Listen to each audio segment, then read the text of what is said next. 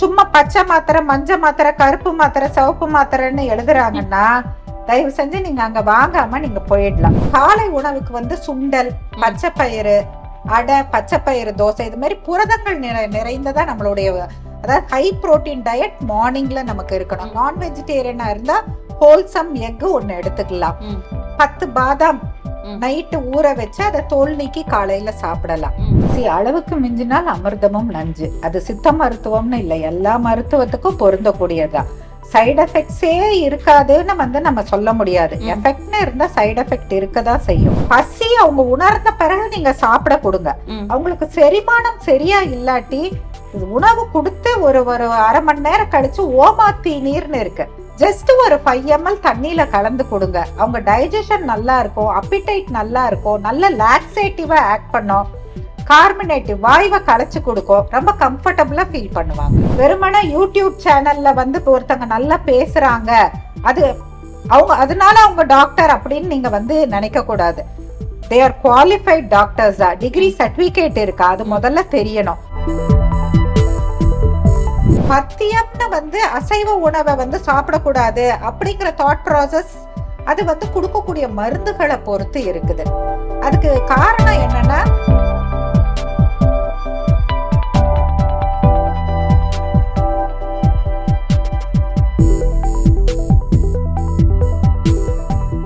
Ma'am இப்ப cut ஹெல்த்துக்கு இந்த பழைய சாதம் சொன்னீங்க, இது ஜென்ரலா எல்லாருமே எடுத்துக்கலாம். சுண்டை வற்றல் சூரணம் அது தண்ணியில கலக்கி குடிச்சிடலாம் அப்படின்னு சொன்னீங்க. இப்ப வயதானவங்க இருக்காங்கல்ல மேம், அவங்களுக்கு பாத்தீங்கன்னா அப்பப்ப இந்த வயிறு கோளாறு ஏற்படுது, ஒரு மாதிரி வயிறு ஒரு மாதிரி இருக்கு, எனக்கு இப்ப வேண்டாம் சாப்பாடு, இந்த மாதிரிலாம் சொல்லுவாங்க. அவங்களுக்கு என்ன மேம் சொல்யூஷன்? அதாவது வயசானவங்கன்னு இல்ல, நார்மல் பீப்புள் பசி அறிஞ்சு கொடுக்கணும்ப்பா. ரொம்ப ஏஜ்டு பீப்புளுக்கு வந்து மூமெண்ட்ஸ் அதிகம் இருக்காது. அவங்க சாப்பிடலன்னு ஃபோர்ஸ் பண்றதை விட பசி அவங்க உணர்ந்த பிறகு நீங்க சாப்பிட கொடுங்க.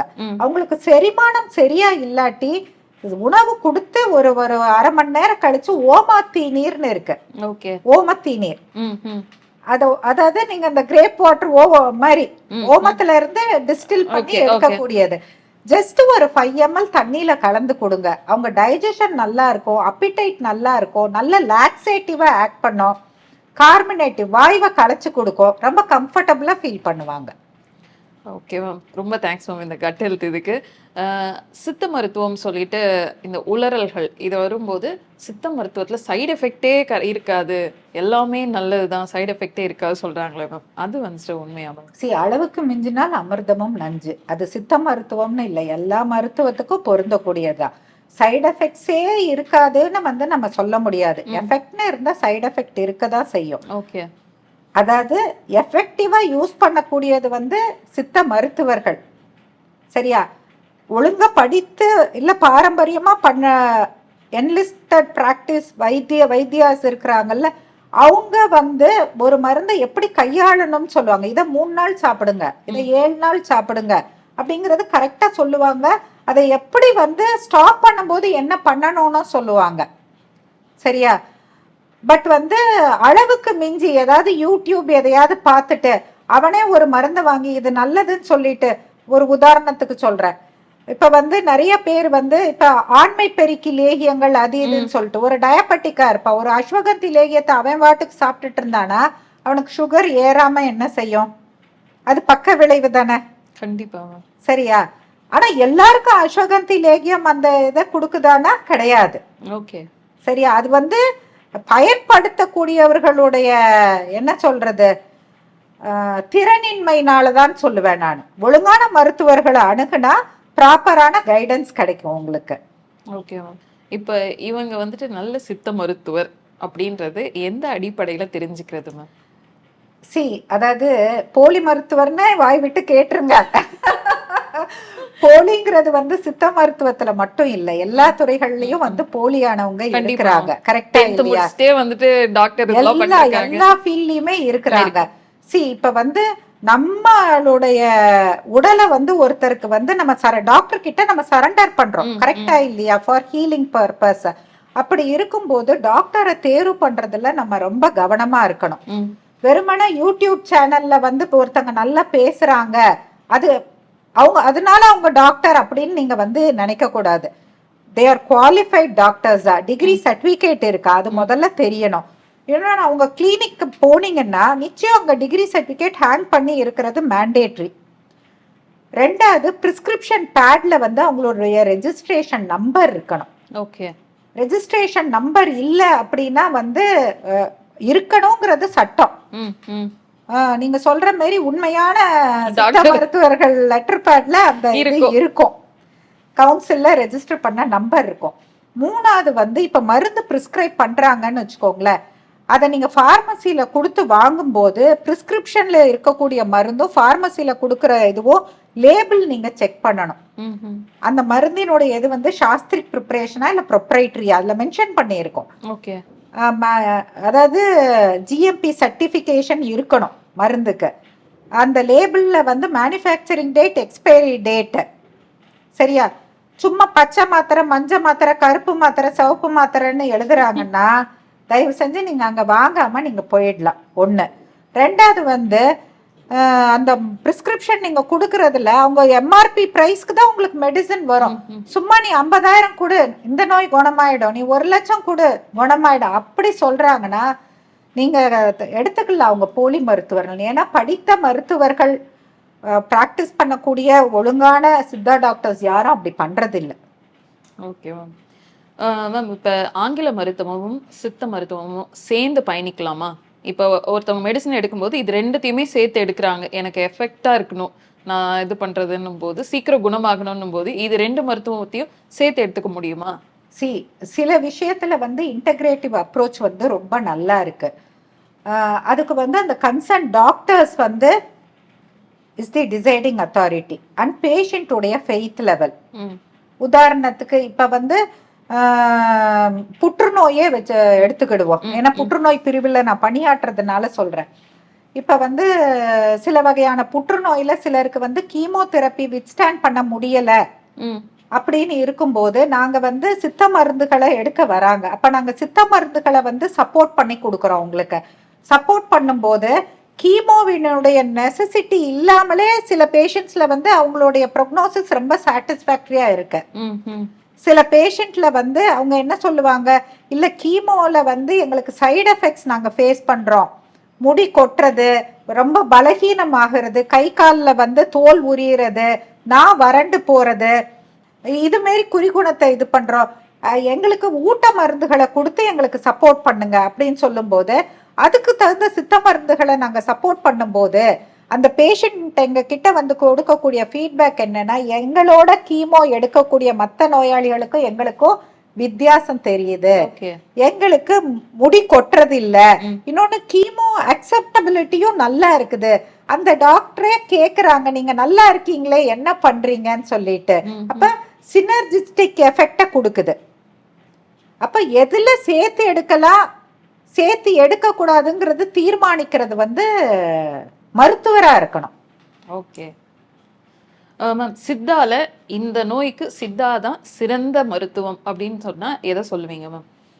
இந்த நோயின்னு இல்ல, வாழ்வியல் நோய்கள் எல்லாத்துக்குமே, அதாவது எதுல நவீன மருத்துவம் எடுக்கணும் எதுல வந்து இந்திய மருத்துவம் எடுக்கணுங்கிறது வந்து மக்களுக்கு ஒரு தெளிவு வேணும்.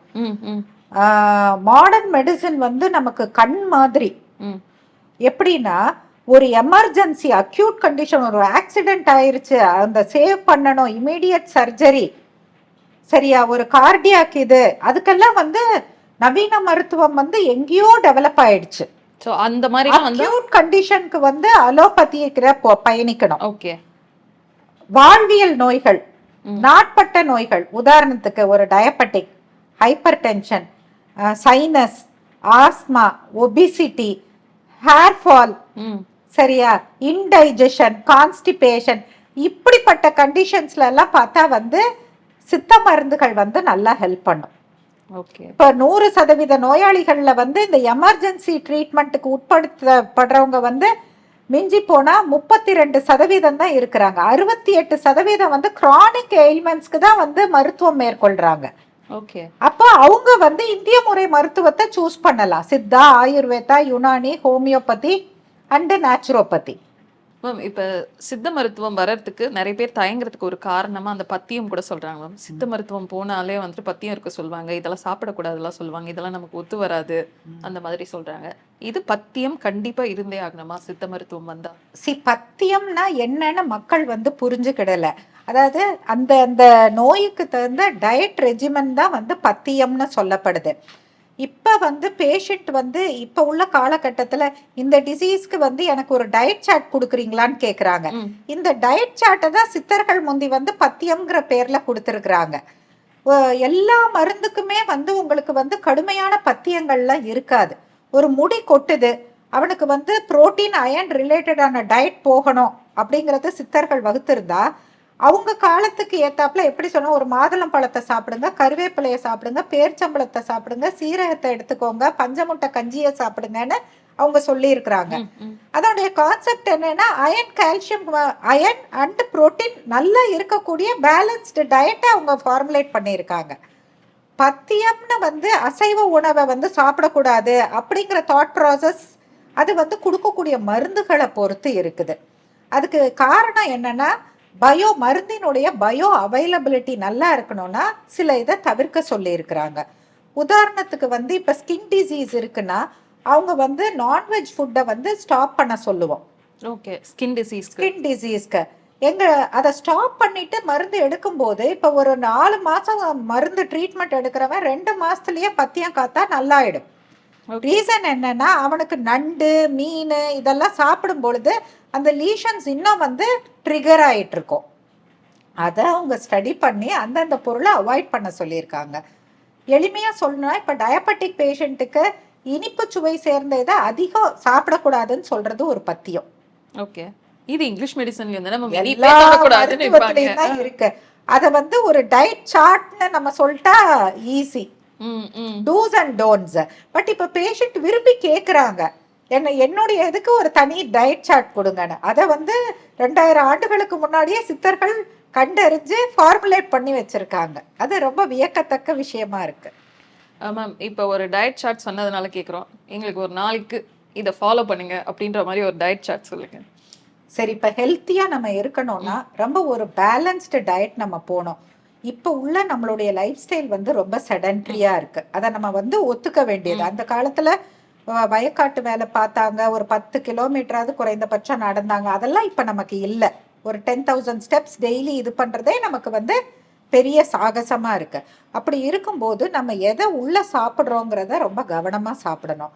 மார்னிங் நம்ம எழுந்த உடனே நம்மளுடைய 3 மீல்ஸ்க்கே சொல்றேன் நான். 2 மீல்ஸ் இஸ் பெட்டர், 3 மீல்ஸ் அதெல்லாம் நாங்க ஒத்துக்க மாட்டோம். 2 மீல்ஸ் எங்களுக்கு வந்துட்டு அந்த 3 மீல்ஸ் தாண்டி நடுவுல 2 தடவை பிரேக், அது வந்து ஸ்நாக்ஸ் டைம் முடிஞ்சு நைட்டு மிட்நைட் பிரியாணி, இதெல்லாம் சேர்த்து ஒரு டயட்டா. அதுக்காகத்தான் நிறைய மருத்துவமனைகள் உங்களுக்காக திறந்து வச்சிட்டு இருக்காங்க. நீங்க எப்ப வந்தாலும் 24 மணி நேரமும் நாங்க சர்வீஸ் பண்றோம்னு சொல்லிட்டு. சரி மேம், நீங்க 3 மீல் அதுலயே டயட் சொல்லுங்க. 3 மீல் டயட், அதாவது ஏர்லி மார்னிங் வந்து நம்ம எந்திரிச்ச உடனே நமக்கு வந்து புரோட்டீன் ரிச் டயட் பிளான் பண்ணுங்க. சித்தர்கள் சொன்னது என்னன்னா, காலை உணவுக்கு வந்து சுண்டல், பச்சைப்பயிறு, அடை, பச்சைப்பயிறு தோசை, இது மாதிரி புரதங்கள் நிறைந்ததா நம்மளுடைய, அதாவது ஹை புரோட்டீன் டயட் மார்னிங்ல நமக்கு இருக்கணும். நான் வெஜிடேரியனா இருந்தா ஹோல்சம் எக் ஒன்னு எடுத்துக்கலாம். 10 பாதாம் நைட்டு ஊற வச்சு அதை தோல் நீக்கி காலையில சாப்பிடலாம். இப்ப வந்து சுண்டல் சாப்பிடலாம்னா ஒரு டிஃபன் பாக்ஸ்க்கு எடுக்க கூடாது, ஒரு கப் அளவுக்கு தான் எடுக்கணும். குவான்டிட்டி ரொம்ப முக்கியம். இதுவும் சொன்னது வந்துட்டு ரொம்ப ரொம்ப முக்கியம். நம்மள வந்து நீங்க சொல்லிட்டீங்கன்னா அது வந்து உடனே நீங்க சொன்ன மாதிரி ஒரு டிஃபன் பாக்ஸ் ஃபுல்லா எடுக்கிறோம். சரி, ஒரு சாம்பார் கப் அளவுக்கு நீங்க கன்சியூம் பண்ணா போதும். நீங்க பாக்குற வேலைக்கு கூட ஒரு ஃப்ரூட் எடுத்துக்கலாம். ஃப்ரூட்ல வந்து பழ, வாழை வந்து வெயிட் போடும்.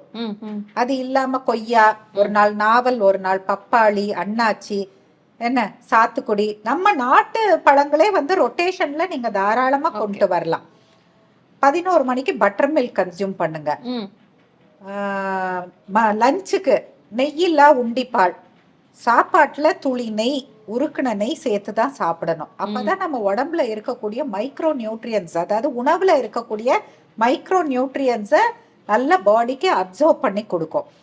என்ன சாப்பிட்றீங்களோ மதிய லஞ்ச் வந்து வீக்லி 2 days இந்த ரெட் ரைஸ் இருக்கு பாத்தீங்களா, சிகப்பரிசி, சிவப்பரிசியை கொண்டு வாங்க. 2 நாள் ராகி களி, 2 days ராகி ரொட்டி, 1 day white rice. Okay, homemade தான் அதுவும், biryani what ever it may be. அப்ப எதுக்காக வந்து கலர் யுவர் டயட்னு சொல்றதுன்னா, ஒவ்வொரு கலர்லயும் ஒவ்வொரு மைக்ரோ நியூட்ரியன்ஸ் இருக்கும். நீங்க வந்து அதை வந்து கலர்ஃபுல்லா சாப்பிடும்போது, இப்ப சிவப்பு கலந்த இதுல வந்து உங்களுக்கு பி காம்ப்ளெக்ஸ் ரிலேட்டடா எல்லா மைக்ரோ நியூட்ரியன்ஸும் கிடைக்க ஆரம்பிச்சிடும். ஓகே, இப்போ நீங்க அந்த சிகப்பரிசி சொல்றீங்கல்ல மேம், சிகப்புலயே நிறைய வெரைட்டி ஆஃப் ரைஸ் இருக்குல்ல மேம், அது எந்த ரைஸ் வேணாலும் எடுத்துக்கலாமா? சிகப்பு கலர்ல இருக்கிறது நல்லதுதான். அதாவது ஒயிட் பாலிஷ்டை விட நீங்க ரொட்டேஷன்ல நீங்க தாராளமா எடுத்துக்கிடலாம். அதாவது நீங்க வந்து ஹோல்சம் அந்த ரைஸ் நீங்க குக் பண்ணி சாப்பிடும்போது கொஞ்சம் குவான்டிட்டி தான் கன்சியூம் பண்ண முடியும். வயிறு வந்து ஃபுல் ஆயிடும். கூட வந்து கட்டாயம் ஒரு கூட்டு ஒரு பொரியல் இருக்கணும்ப்பா. 2 vegetables மஸ்ட். அப்பதான் நமக்கு வந்து கார்ப்ஸோடைய குவான்டிட்டி குறையும். அதே மாதிரி இப்ப வந்து நம்ம ரசம்னு ஒரு உன்னதமான ஒரு ஃபார்முலாவை நம்ம முன்னோர்கள், நம்ம தாத்தா காலம் வரைக்கும் பார்த்தா டெய்லி சாப்பாட்டுல ரசம் இருந்துட்டு இருக்கும். பட் இப்ப நம்ம அதை எடுக்கிறது இல்ல. குழந்தைங்க அப்படின்ற மாதிரி ரசமாங்கிற மாதிரி ஆயிப்போச்சு. குழந்தைங்களுக்கு ரசம்னா அழகா செய்யறாங்க. பட் நீங்க ரொம்ப பிரமிக்கக்கூடிய விஷயம் என்னன்னா, நம்ம முன்னோர்கள் வந்து ரசத்துல சேர்க்கக்கூடிய ஒவ்வொரு பொருளுக்குமே ஆன்டி கேன்சர் ஆக்டிவிட்டி இருக்கு. மிளகா இருக்கட்டும், சீரகமா இருக்கட்டும், பூண்டா இருக்கட்டும், இது மஞ்சளா இருக்கட்டும், கருவேப்பிலை, எல்லாமே ஆன்டி கேன்சர் ஆக்டிவிட்டி. இன்னொன்னு செரிமானத்தை நல்லா சீர்படுத்தும். நம்ம வந்து உணவை உட்கொண்டுட்டு டைஜஸ்டிவ் என்சைம்ஸ் ஒழுங்குபடுத்துறதுக்காக அந்த ரசம் வந்து ஒரு ஹோலிஸ்டிக் ஃபார்முலா. இப்ப ரசமே வச்சாலும் நம்ம புளி போட்டு வச்சிடுறோம்ல மேம், அது பரவாயில்லையா? புளி சேர்க்கலாமே, அளவா சேர்க்க வேண்டியதுதான். புளி ரசம் இது பண்ணலாம், தக்காளி ரசம் எடுத்துக்கலாம், எலுமிச்சம் வேணா எடுங்க. ரசத்தை ஒரு ஃபார்ம்ல கன்சியூம் பண்ணுங்க. இட்ஸ் வந்து ஆன்டி ஆக்சிடென்ட் ரிச் ஃபுட் எதுனா ரசம் தான்ப்பா. நோய் எதிர்ப்பாற்றல அதிகப்படுத்தும். மதிய வேளையில கண்டிப்பா சேர்த்துக்கிறது, உணவுல ரசம் இருக்கணும். அதுக்கு பிறகு வந்து மோரை கன்சியூம் பண்ண சொல்லியிருக்காங்க. தயிரா வேண்டான்னு சொல்றாங்க. மோர் பெருக்கி சாப்பிடணும் அப்படின்னு சொல்றாங்க. அப்ப டைல்யூட் ஃபார்ம்ல பட்டர் மில்க் கன்சியூம் பண்ணுங்க. ஈவினிங் ஸ்நாக் டயத்துல வந்து நீங்க வந்து வால்நட்ஸோ இல்லாட்டி வந்து பம்கின் சீட்ஸ், ரோஸ்டட் சீட்ஸ், வெள்ளரி ஸ்லைஸ் பண்ணி, அதாவது கலோரிஸ் ஆட் ஆகாம அதே நேரம் சாப்பிட்ட மாதிரியே இருக்கணும், கலோரியும் ஆட் ஆகக்கூடாது. சரியா? ரொம்ப டீப் ஃப்ரைட் ஐட்டம்ஸ் போகாதீங்க. ஏன்னா நிறைய பேர் காபி டீல வந்து வடை போண்டா இதெல்லாம் சாப்பிட்ற பழக்கம் இருக்கும். வடை தப்புன்னு நான் சொல்லலை. எத்தனை நாள் எண்ணெயில வறுத்து வச்சாங்களோ நமக்கு தெரியாது. But homemade that's okay once in a while. Night dinner 7க்குள்ள முடிச்சிருங்க. அதுக்கு மேல நீங்க சாப்பிட்ற எல்லாமே பாய்சன் தான். இன்னொன்னு, நைட்டு படுக்கும்போது, அதாவது 7 மணிக்கு நீங்க டின்னர் முடிக்கிறீங்கன்னா பசி இருந்தா சாப்பிடுங்க. பசி இல்ல, உடல் உழைப்பு இல்லைன்னா ஏதோ ஒரு ஃப்ரூட்டை, இல்லாட்டி அவங்க என்ன சொல்லியிருக்காங்கன்னா அவரை பிஞ்சு, இப்படி பிஞ்சு வகைகள், ஸோ தட் ஈஸிலி டைஜஸ்டபிளா எடுங்கிறது தான். இப்போ நீங்க 7 மணிக்கே சாப்பிட சொல்றீங்கல்ல மேம், இப்போ 9-9:30க்கு சாப்பிட்டாலே நம்ம படிக்கிற டைம் 11:30-12 மணிக்கிட்ட வரும்போது பசிக்க ஆரம்பிச்சிருது திரும்பவும். அதுதான்ப்பா, வாழ்வியல் நோய்கள் வருதுன்னு வருத்தப்படுறோம். புற்றுநோய் வருதுங்க, டயபெட்டிக் வருதுங்க, ஹைப்பர் டென்ஷன் வருதுங்க, ஒபிசிட்டி வருதுங்க. ஆனா கால ஒழுக்கத்தை நம்ம கடைபிடிக்க மாட்டேங்கோமே. இப்ப நீங்க பாருங்க, குருவி, புறா இதெல்லாம் வந்து நீங்க நைட்டு பறந்துட்டு இருக்குமா பாருங்க. ஒரு 7 மணிக்கு மேல அந்த பிளான்ட்ஸ் கூட தூங்குறத நீங்க பார்க்கலாம். அந்த லீவ்ஸை மடக்கி வச்சு எல்லாமே இயற்கையோட இணைந்து தானே வாழுது. அப்போ வந்து நீங்க 7க்கு சாப்பிட்டா ஒரு 9:30க்கு பெட்டுக்கு போயிடணும். 10க்குள்ள நீங்க ஸ்லீப் மோடுக்கு போயிடணும். அது உதயத்துக்கு முன்னாடி எந்திரிக்கணும். 4:30க்கு எந்திரிக்கணும். நம்ம எல்லாத்தையுமே மாத்தி வச்சுட்டு மாத்தி இயங்குதுன்னா ரிமோட்டை நீ முதல்ல சேஞ்ச் பண்ண, அங்க ஸ்கிரீன்ல வர்றது மாறும். கரெக்டா இல்லையா? சூப்பரா சொன்னீங்க. ஸ்கிரீனை போட்டு தடவிட்டு இருக்கோம் மாத்துறதுக்கு. Change your remote control. Life ஸ்டைல மாத்துங்க. ஹெல்த் உங்க கையில தான் இருக்கு. ஹெல்த் வந்து ஹாஸ்பிட்டல்ஸ்ல கிடையாது. ஹெல்த் வந்து அஞ்சரை பெட்டியில தான் இருக்கு, சமையல் அறையில தான் இருக்கு. அதை லேடிஸ் முதல்ல உணரணும். குழந்தைங்களுக்கு வந்து சொல்லி வளர்க்கணும். ஆர்டர் போட்டு வாங்கி சாப்பிட்றத முதல்ல நிறுத்தணும். ஹாஸ்பிட்டல்ல போய் நம்ம அட்மிட் ஆகக்கூடாது அப்படிங்கிற எண்ணம் இருந்ததுன்னா ஆர்டர் போட்டு வாங்கி சாப்பிட்றத ஃபஸ்ட்டு நிறுத்தணும். ஹோம்மேட் ஃபுட்டோட வேல்யூஸை குழந்தைங்களுக்கு எஜுகேட் பண்ணணும். சின்னதாக இருக்கும்போதே நம்ம எஜுகேட் பண்ணி வளர்க்கணும். அப்போ தான் நம்ம நோயை எதிர்த்து போராட முடியுமே தவிர, இல்லாட்டி நோயாளிகள் விகிதத்துக்கு மருத்துவர்கள் இல்லை. ஒரு ஸ்டேஜில் டாக்டர்ஸே டிப்ரெஷனுக்கு போயிடுற மாதிரி தான் இருக்கு. கரெக்ட். சில நீங்க சொல்ற மாதிரி நோயாளிகளை அதிகரிச்சுட்டே போகும்போது டாக்டர்ஸும் என்னவும் பண்ணுவாங்க. அதனால நம்ம உடம்ப, இறைவன் கொடுத்த இந்த உடம்ப நம்ம தான் பாதுகாத்துக்கணும். ரொம்ப நன்றி மேம். ரொம்ப நன்றி. தேங்க்யூ.